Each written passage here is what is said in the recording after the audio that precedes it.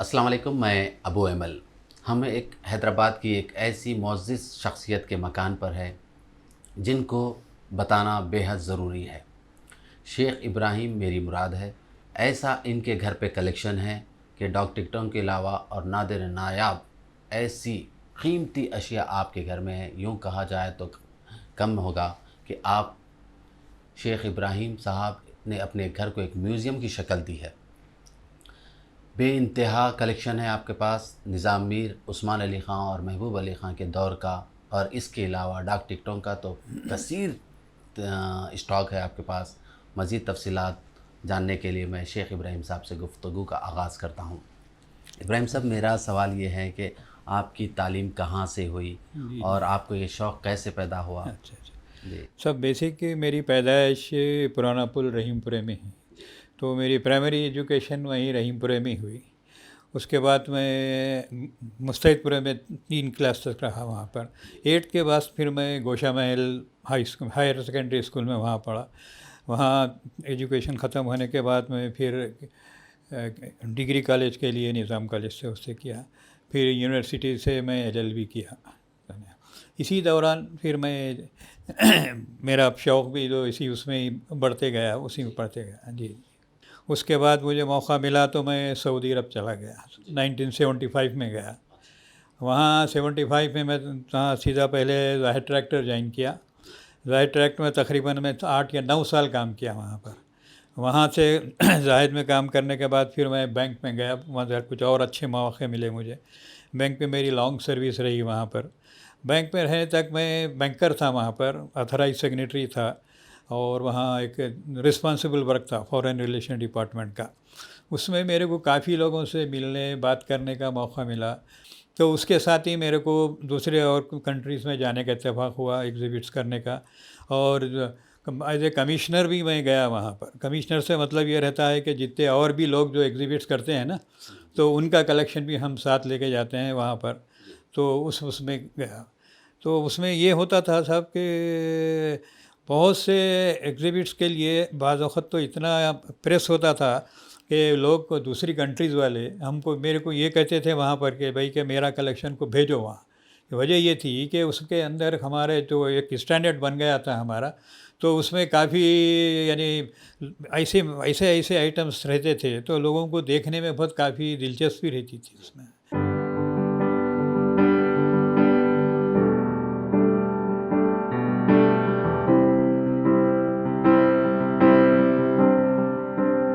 कमर पे जो लगाते थे, ये सिर्फ रॉयल फैमिलीज़ के जो फंक्शंस होते थे, दरबार वगैरह, उसमें यूज़ होता था।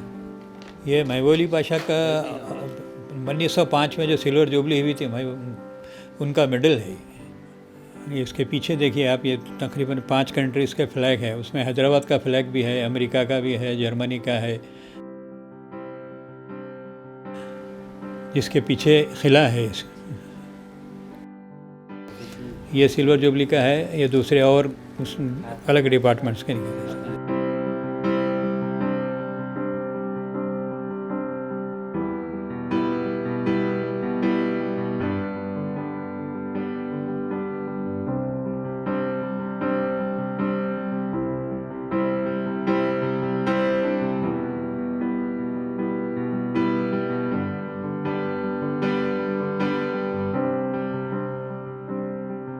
तो उसमें सबसे दिलचस्प बात ये थी साहब कि बास कंट्रीज़ ऐसे हैं, जैसा अब इंडोनेशिया है, थाईलैंड है, और दूसरे और भी चाइना है। वो लोग हैदराबाद से वाकिफ़ ही नहीं थे। तो वो लोग कहते थे कि भाई हैदराबाद क्या है कि वहाँ पर उनको गोल्ड मिल रहा है, उनको ऐसी बड़ी क्या कंट्री है वहाँ पर। तो मैंने बहुत से उस पर एक्सप्लेन किया उसको, क्या भाई हमारा एक रिच हेरिटेज है, हमारे पास इतने इतने वैरायटीज़ हैं, इसमें वो हैं। तो बहुत वो लोग काफ़ी इम्प्रेस हुए कि भाई हमको अभी तक ये मालूम नहीं था कि ये फ़िलैटली में भी हैदराबाद के लोग इतने आगे आते हैं बोल के। तो अल्हम्दुलिल्लाह बहुत अच्छा रिस्पांस रहा मेरे दौरान सर्विस में। इससे हट के भी साहब मैं अपने और भी मेरे जो मेरे मसरूफियात रही हैं, काउंसलेट से भी मेरा बहुत गहरा वो रहा, रवाबित रहे हैं। मैं आपको बताऊंगा तो तस्वीरें, और मैंने ये अवार्ड्स और अभी मेरे को बाजू में वहाँ इब्राहिम साहब, सवाल ये है कि आपको ये स्टैम्प्स का और दीगर नायाब चीज़ें जमा करने का शौक़ कैसे पैदा हुआ?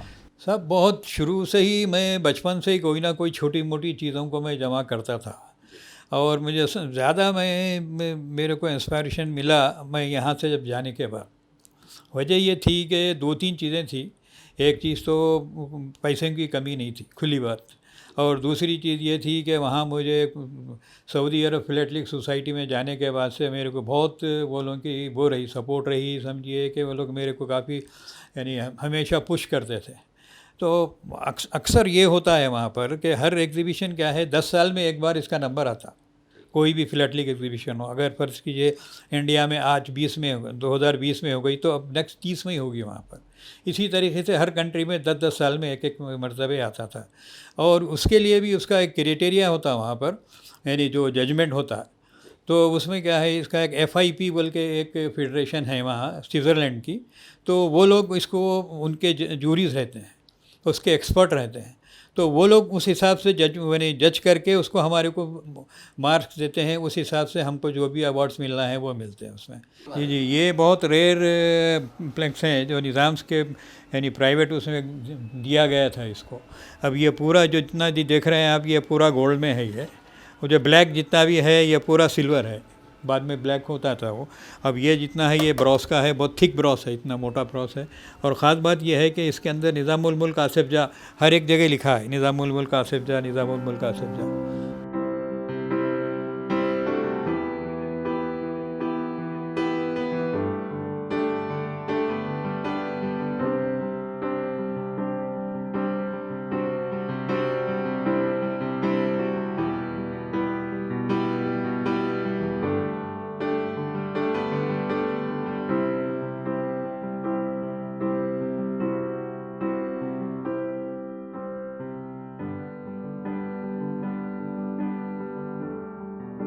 2 साल पहले भी मैंने इंडिया में एग्जिबिट किया था, Hyderabad fiscal revenue and stamp paper, एक अलग बनाया था।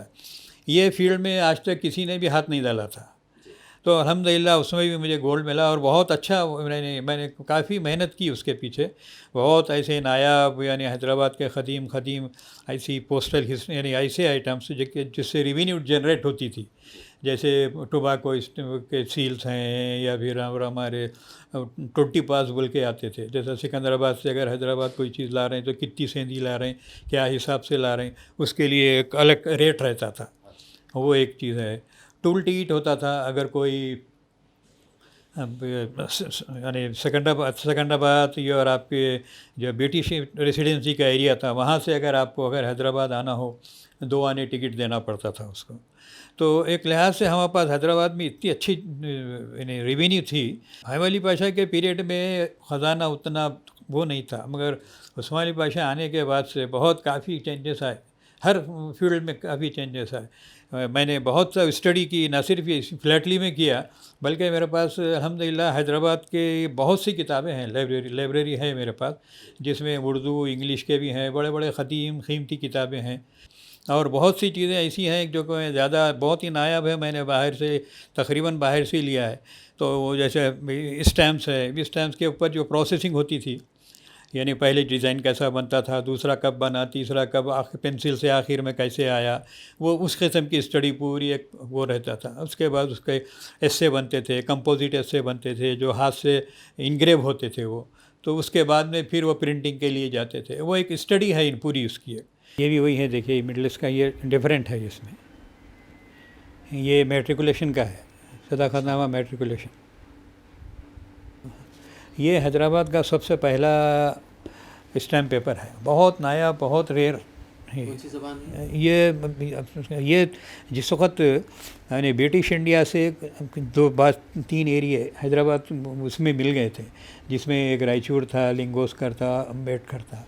तो वहीं पर ये, क्योंकि शुरू में 1862 में इशू हुआ है उनसे अफजलुद्दौला के पीरियड में, तो उस वक्त ही ये लोग ज़रा यूज़ टू थे वहाँ के लोग, टेरिटरी हमको मिलने से पहले। तो वहाँ पे क्या है, ये पूरे मराठे थे ज़्यादा, मराठी ज़बान में, तेलुगु ज़बान में ही मिलेंगे आपको ये, और बाज़ फारसी में भी मिल जाते हैं इसमें।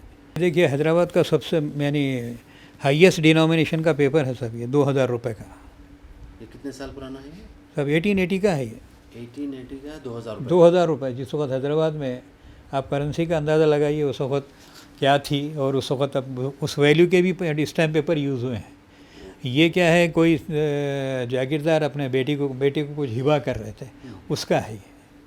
एक और भी मेरे पास 2000 और 5000 के पेपर हैं, बहुत हाईएस्ट डिनोमिनेशन। वो क्या है, अपने शादी के जहेज़ में जो लिस्ट दिए थे उसकी फहरिस्त है उसमें, क्योंकि ये देखने को नहीं मिलते ये आपको इतने हाईएस्ट डिनोमिनेशन और वो ज़माने के।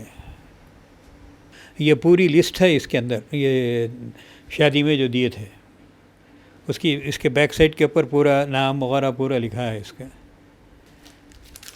फास्ट आपको बता रहा हूँ। ये बहुत से मेरे पास ऐसे मिंट भी हैं बग़ैर यूज़ के भी, है ना। यानी आप पूरी दुनिया से घूम फिर कर के स्टैम्प्स और दीगर पूरा सामान जमा किया मैंने। स्टैम्प्स का स्टॉक कितना है आपके पास, कितना? स्टैम्प्स का तो सब बहुत है। अब उसमें नंबर ऑफ़ स्टैम्प्स, उसमें ये होता है कि नंबर ऑफ़ क्वांटिटी काउंट नहीं होती जी। उसमें क्या है, वैरायटीज़ होती है। वो जैसा कि अभी एक स्टैम्प है, एक अगर वो 5 पाउंड का भी है, वही सेम स्टैम्प 500 पाउंड का भी है। अब उसमें क्या वैरायटीज़ है, वो क्यों इतना नायाब है, वो हमको मालूम है, क्यों वो डिपेंड करता है हमारी स्टडीज़ के ऊपर भी। तो मैंने भी जब शुरू में जब इसको स्टार्ट किया था, मुझे भी कुछ प्रैक्टिकली नॉलेज तो नहीं थी उसकी, मगर मैंने बहुत सी किताबें लंदन से मंगवाई।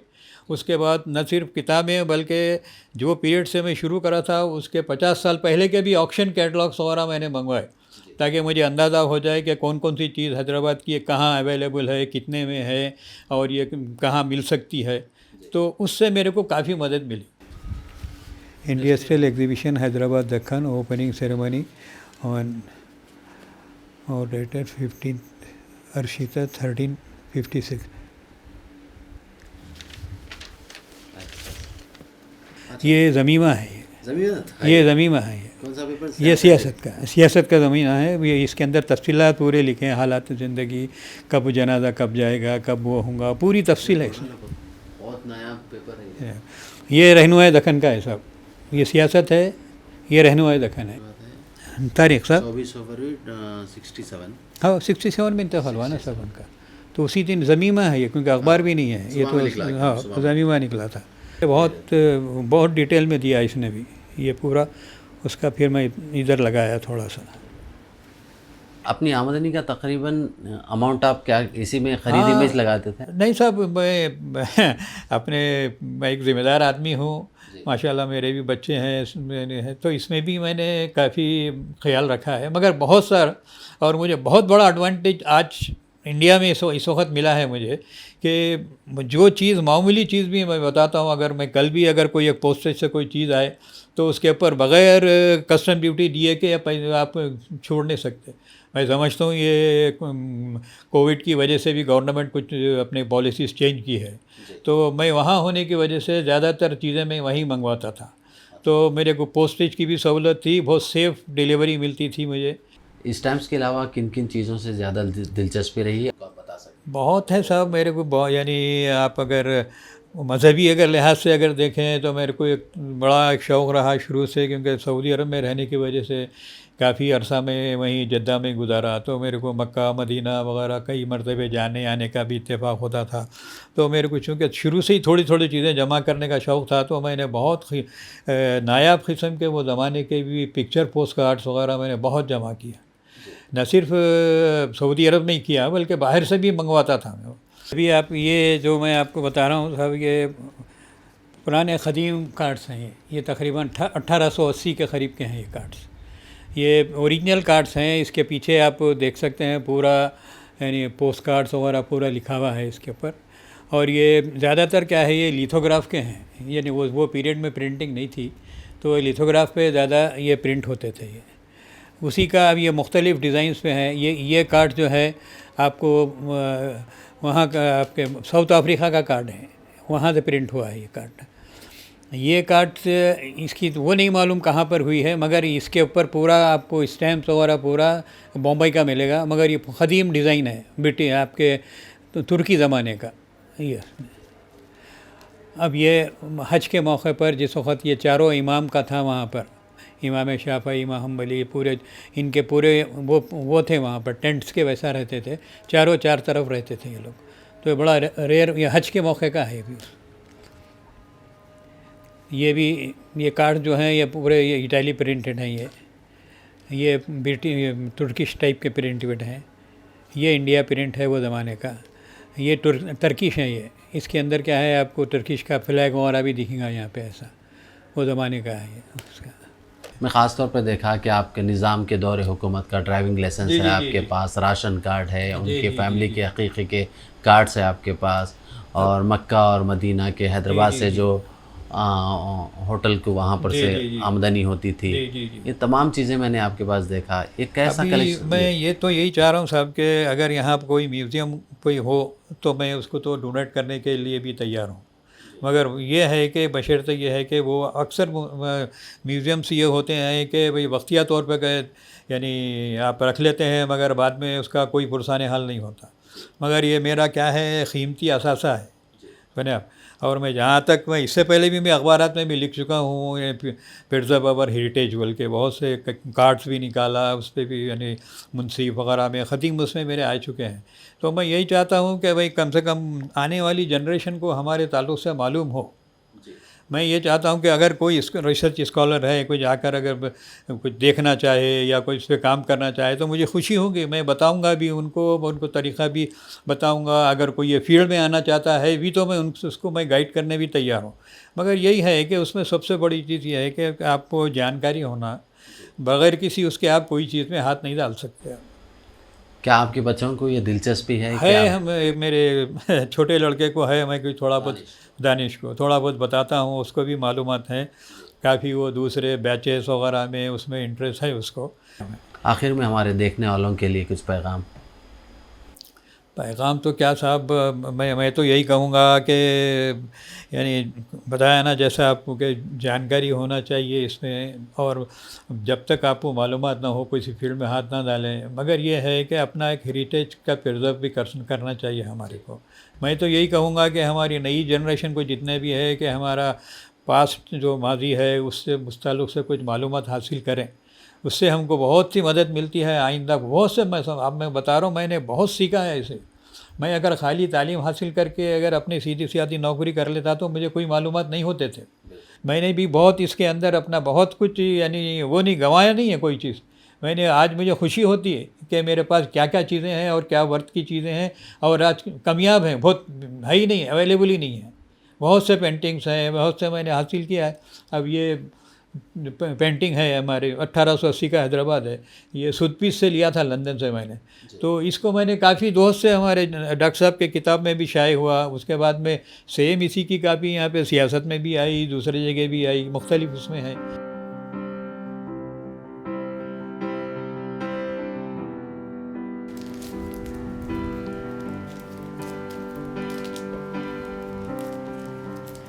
निज़ाम्स की एक ख़ास फ़ौज होती थी जो लेडीज़ में भी होती थी, एक फ्रांस में होती थी, एक हैदराबाद में थी। लेडीज़ ये क्या है, कोर्स है।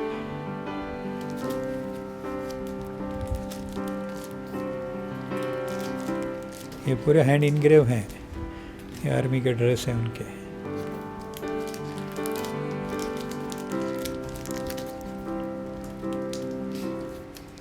ये सुल्तान गालिब का डॉक्यूमेंट है इसमें।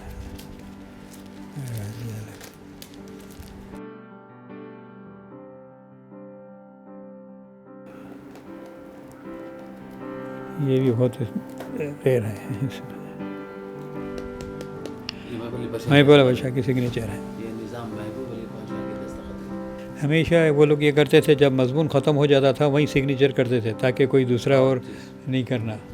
आखिर में एक सवाल ये है कि हैदराबाद बल्कि सारे तेलंगाना में निज़ाम मीर उस्मान अली ख़ान हो या महबूब अली ख़ान के यादगार चीज़ों के नाम बदले जा रहे हैं, उनकी इमारतों को, उनके नाम को मिटाने की कोशिश की जा रही, तो आपको कैसा महसूस होता है? नहीं, वो तो बहुत तकलीफ़ की बात तो होती है साहब, इसलिए कि वक्तिया तौर पे नाम बदल जाने से कुछ फ़र्क नहीं पड़ता। यानी आज तक उसका जितना असासा है वो नामों के साथ ही है।